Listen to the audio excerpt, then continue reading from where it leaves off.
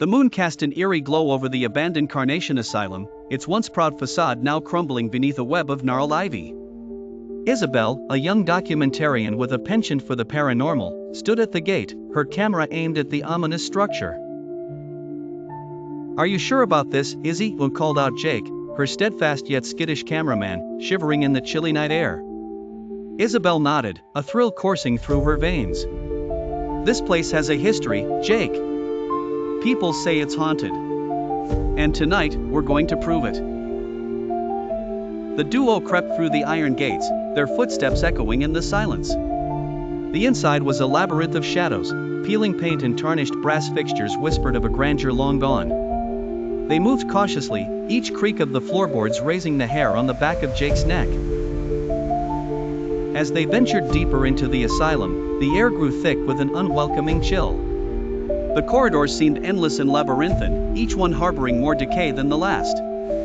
Isabel's heart raced, not from fear, but from the possibility of a discovery that lay within these walls.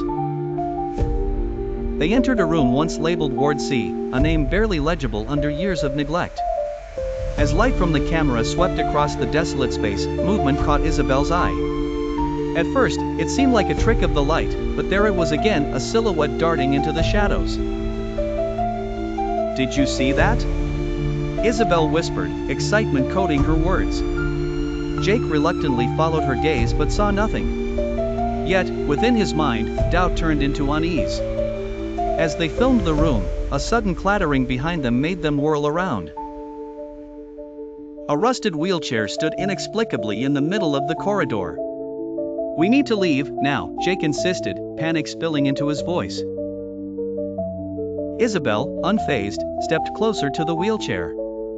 "This is gold, Jake. Just a bit longer." Her ambition blinded her to the danger lurking in the spirit's wake.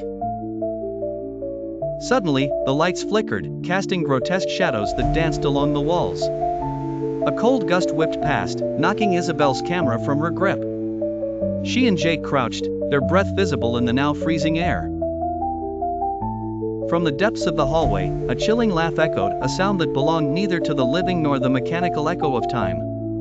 It was ancient, otherworldly, curling through the walls like smoke.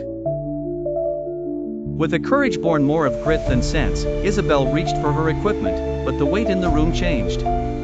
Jake felt the mounting urgency. "We're not alone here, Isabel," he muttered. Isabel stood, knowing this encounter was more than what they bargained for. But the video in her camera said otherwise, proof too tantalizing to abandon. As they hurried toward the exit, the air crackled with the whisper of voices, a low chorus of spirits whose stories remained eternally trapped in the asylum's grip.